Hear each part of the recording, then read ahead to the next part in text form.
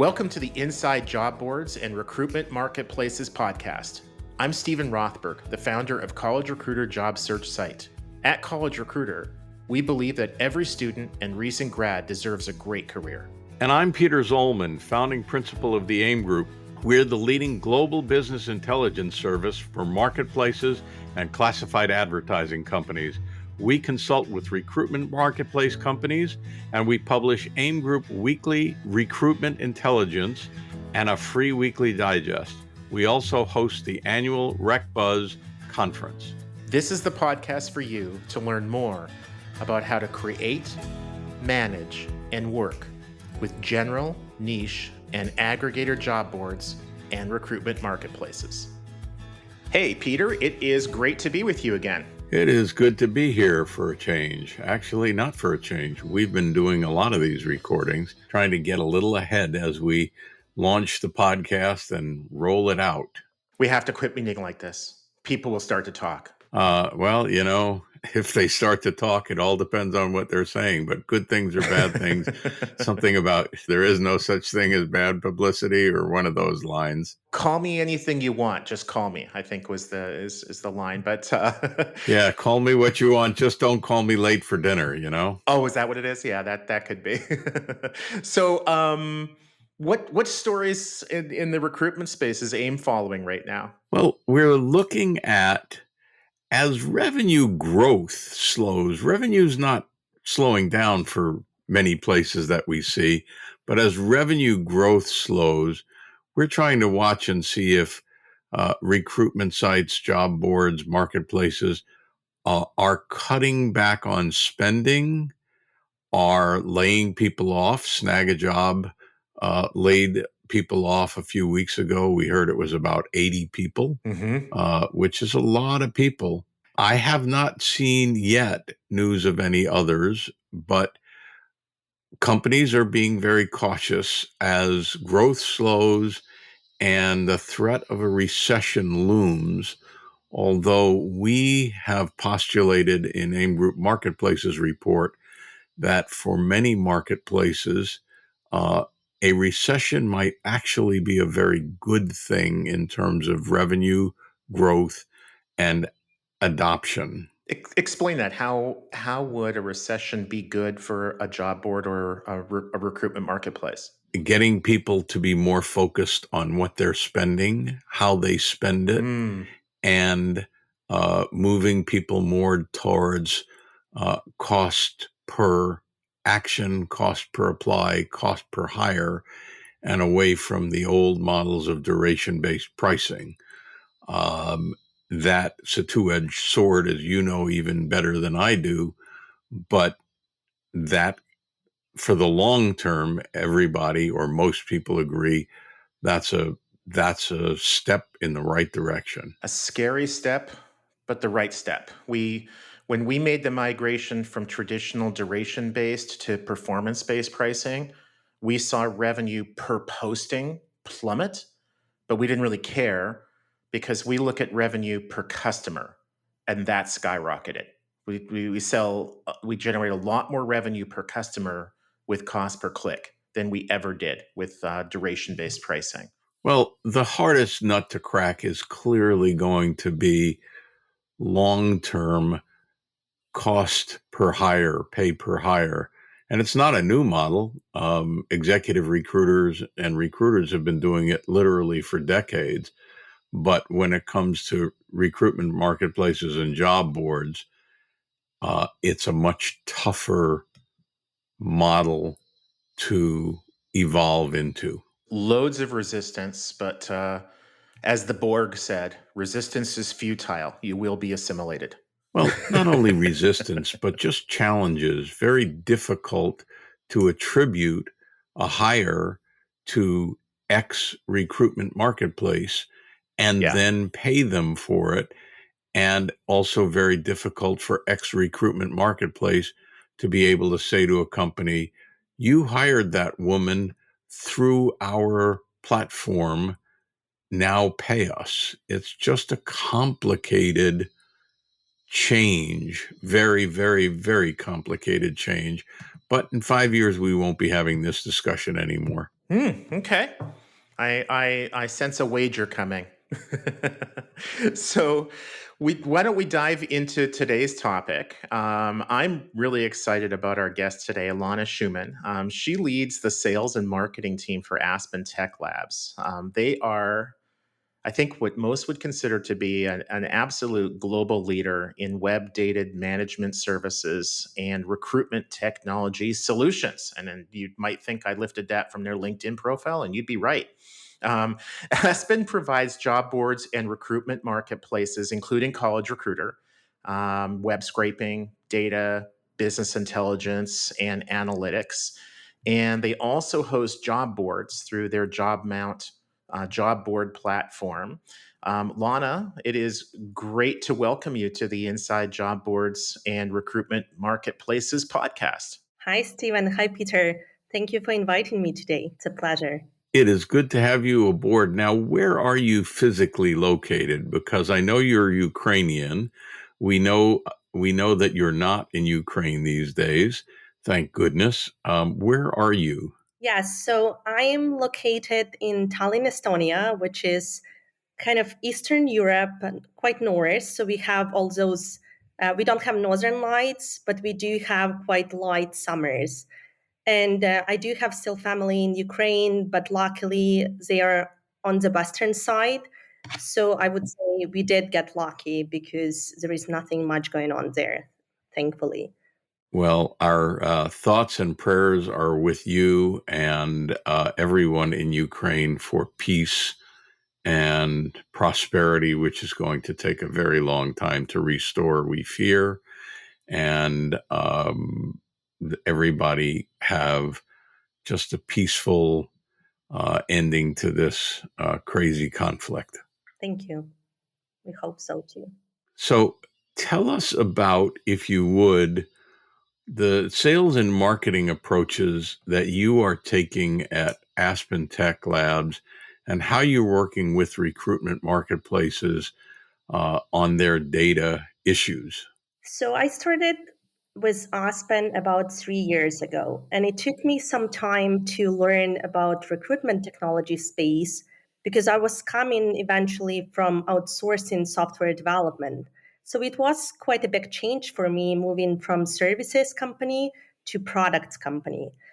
But learning more about what Aspen offers, learning more about our 400 plus customers that we serve at the moment, learning their challenges and what's going on there helped me to understand this market better, helped me to deep dive in the problems that our customers have and that our prospects have, and to kind of tackle this market better. So we do have two different approaches to sales at the moment. So, of course, we have a lot of leads coming through word of mouth from people like you guys. We work with AIM Group, we work with College Recruiter, we work with Job Boards Doctor, Job Board Secrets. We work with other partners that always recommend us because we, as you mentioned, Stephen, we are one of the leaders in the market. At the same time, we of course do a lot of outbound campaigns. So we try to go to different conferences, we outreach to people via LinkedIn, we send emails, and we make some calls, etc. So we do kind of both approaches. And whenever we get a prospective client who is interested in our data or who is interested in job scraping service, business intelligence, or whatsoever, I would say the first step in this process is to understand what their actual pain point is and if we can solve this challenge for them. Because our company has this approach, we try to actually solve challenges, solve people's problem. And if we feel that we are not a good fit for this specific challenge, we'd rather recommend additional partner or someone we know well that can help resolve this issue. So when we understand the problem better, that's when we start to see, okay, so here's the product that might be a fit. Maybe we use a combination of few products and so on and so forth. So let's say someone comes to us and tells, hey, we want to actually get some high quality organic content on our job board. but we are not sure. We do have a few customers that we want to scrape data from, but we want also to get more jobs, and we just don't know where to get them from.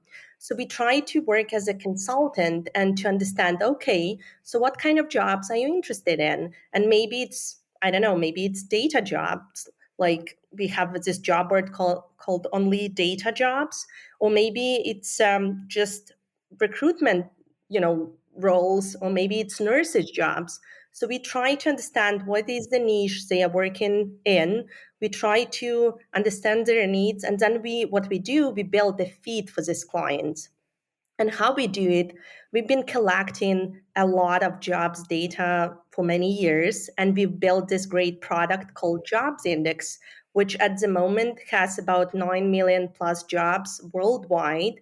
And what we do when we understand the problem of customers, we start like building the feed from these jobs tailored to their specific niche. And then if we need to add some scrapes, we do that too. So in the end, what our customer gets, they get high quality organic jobs content tailored to their niche, which is updated daily. And then they get some specific scrapes that we monitor closely because they work with a bunch of companies directly, and they want to ensure that these jobs are scraped daily and that they get all the content from these specific jobs. So that's how we kind of tackle this sales approach here. Oh, that's awesome. I'm often asked by job boards that are new to the industry. They're just starting out, or perhaps they're entering a new market. And there's always the chicken and egg problem. How do you get candidates to use your site if you don't have jobs? How do you get jobs if you don't have candidates? And I think a mistake that a lot of job boards make is that they go to their best potential customers and they say, "Give us your jobs, we'll run them for you for free."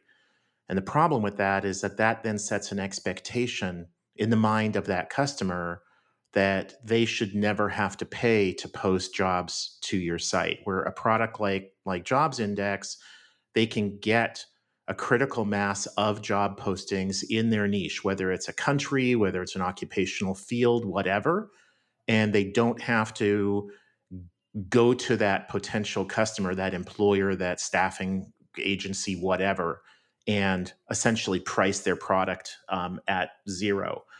So I love that idea.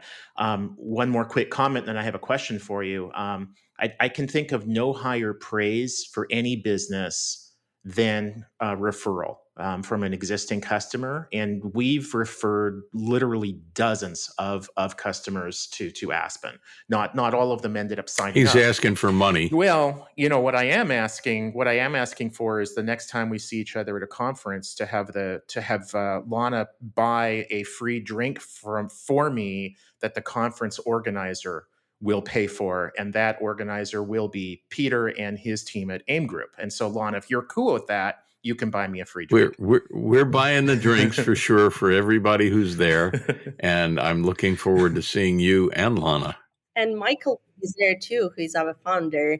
So we can, all four of us, or anyone else, we can just get that coffee together. I'm thinking martinis are on Peter and AIM Group at Rec Buzz Amsterdam. We'll be back right after this break.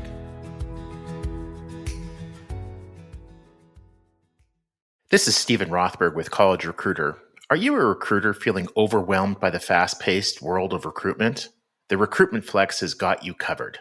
Serge and Shelley bring you the latest trends and challenges in the industry, along with practical advice and insights from their over 40 years of experience. But that's not all. They also invite thought leaders and influencers from the recruitment industry to share their perspectives and sometimes have a little fun along the way. Tune into the Recruitment Flex and take your career to the next level. No flex zone except when it comes to recruitment. Then it's all flex all the time. Find the Recruitment Flex on all major podcast players. Don't miss out on the latest in recruitment. Subscribe now.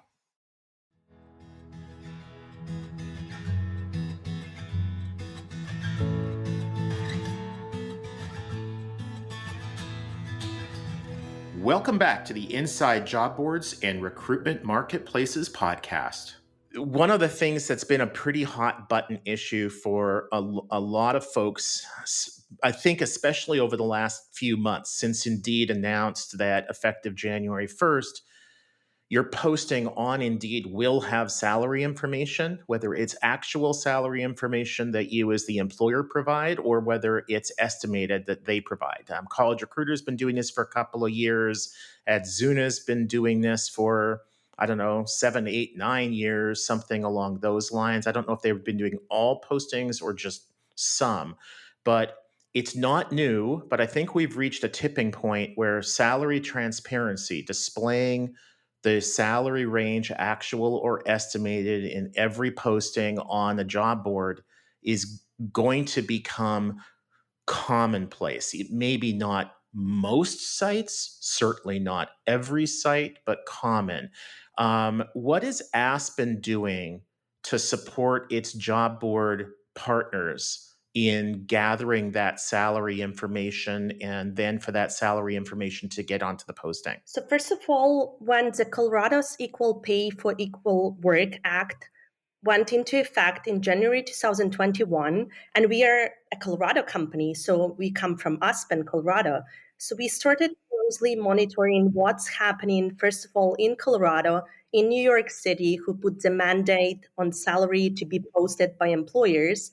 We started tracking that information and collecting some insights.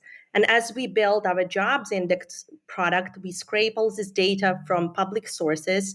And at the moment, we monitor more than 60,000 career sites globally. So we started collecting this information and we thought, okay, so we have all this data. What do we do with it? Shall we build some business intelligence reports? And that's when we decided to implement Google Looker tool and build some analytics and visualizations on top of this data. So, for example, in April 2021, we saw that only 27% of jobs in Colorado actually include salary information, despite the fact that that mandate was already in effect. At the same time, we run another search, and this month, this number went to 32%. So it's getting better, but we see a lot of resistance from employers to publish the salary information. And of course, it's understandable because they want more negotiations power. They don't want to share salaries information for current employers. They don't want to current employers to feel that they are underpaid, and there are a lot of reasons. And I don't know if you remember, Nike actually refused to hire people in Colorado when this mandate was into effect because they thought, okay, we're not doing it, we don't disclose our data. On the contrary, we see that Microsoft told recently and publicly announced that they're going to publish all jobs with salary information starting from January 2023. Now we see ZipRecruiter takes step into that direction too, and they have huge job board, huge aggregator, and they now have a tool where candidates can actually select the salary range on their platform. So if I am looking for a job potentially with a specific salary range, and you as employer don't post that information, your job even won't show up in the search, which also makes sense because what candidates want, A, they want salary information to be displayed, and B, they want to have transparent communication with recruiter on the next steps, what's going to happen, and so on and so forth.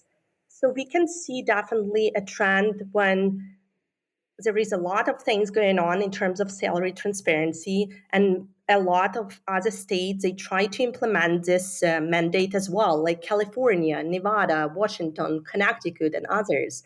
They are making steps toward salary transparency. But as we analyze this data, we still see a lot of jobs without salaries. Like in California, only 9% of jobs are with salaries at the moment, which is kind of low amount. But again, it looks like as Microsoft and other employers are kind of going towards this direction, it's going to be more people going there. So we encourage, as a company, we encourage employers to post the salary information, and we see that it might be actually really helpful because as an employer, you know, you save time because you right away cut the candidates that are not willing to accept the salary you are offering for this position, and so on and so forth.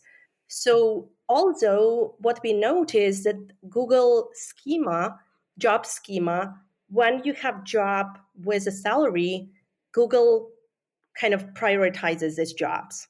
So whenever you have a job board and you want additional traffic to your jobs, you definitely want to encourage your employers to post this information because it will help to drive traffic to your job board.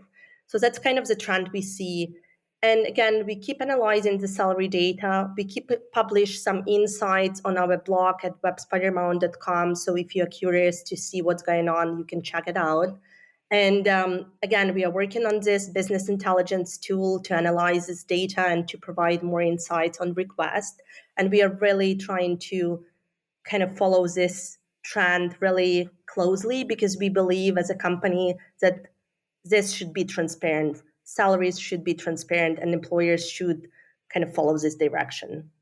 Let's talk for a minute about how your team has adapted over the past few years.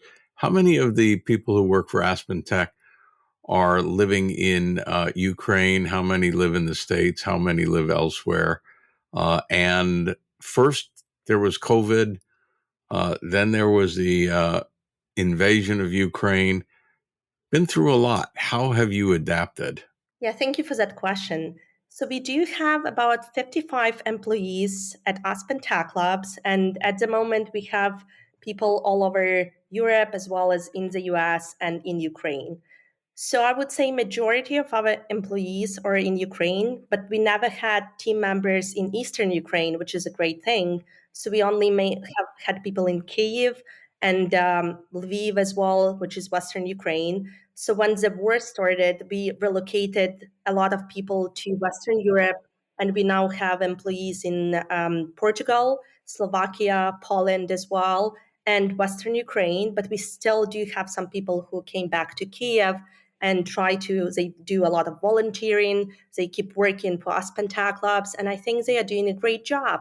Because to be honest, since the invasion started, we didn't lose a single customer.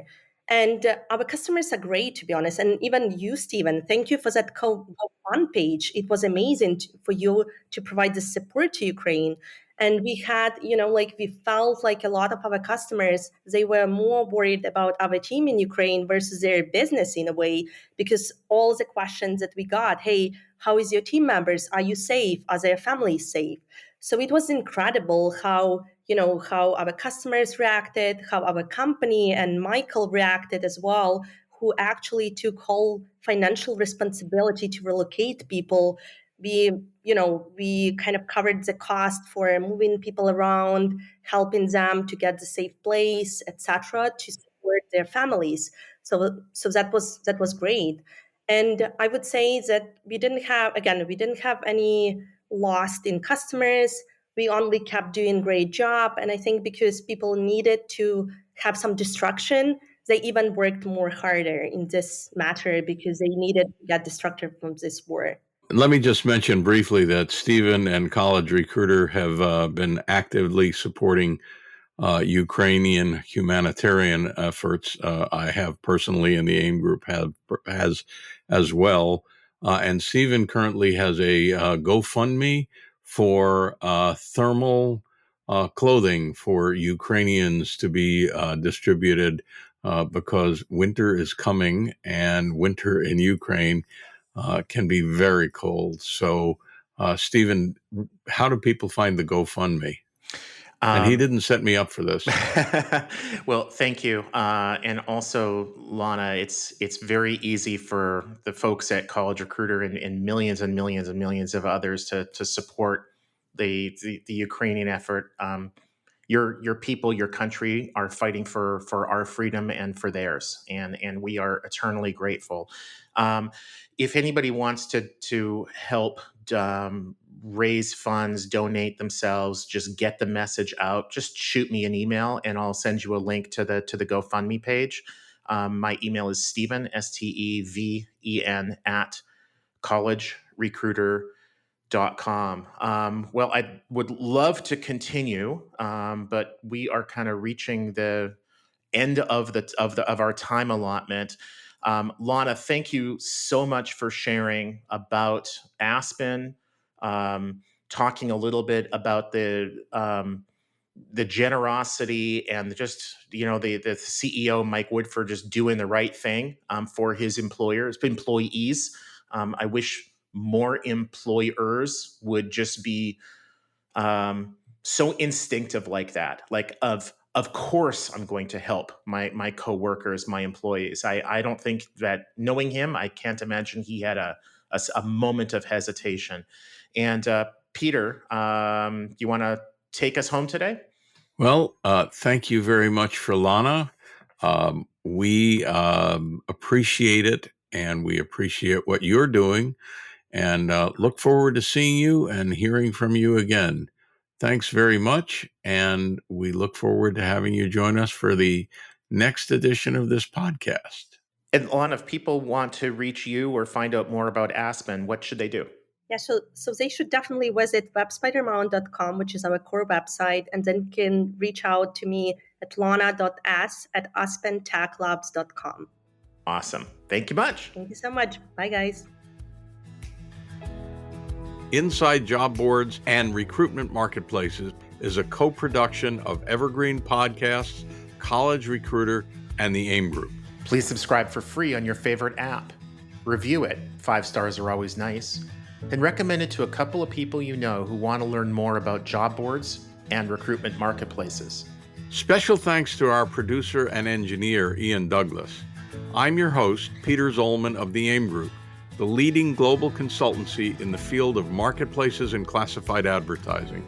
Find out more about our reports on recruitment marketplaces, job boards, and classifieds, including our new Recruitment Marketplaces Annual, at aimgroup.com/reports. I'm your host, Stephen Rothberg, of job search site College Recruiter. Each year, we help more than 12 million candidates find great new jobs.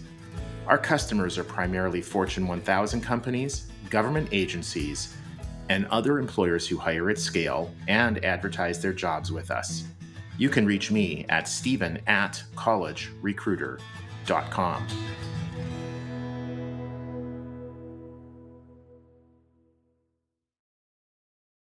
Hi there, I'm Heather Drago. And I'm Sarah Saunders.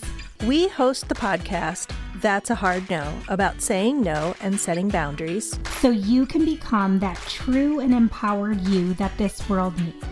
Saying no isn't just okay. It's the key to living an authentic, fulfilling life. I'm a licensed professional clinical counselor, so while this podcast is in no way a replacement for one-on-one therapy, I suppose I know what I'm talking about. I'd say so. We talk about learning to say no and set healthy boundaries and how it impacts mental health, physical health, relationships, parenthood, and more. Subscribe wherever you get your podcasts and visit our website, hardnopodcast.com. We're here to help you find your no and say it unapologetically. That's a hard no.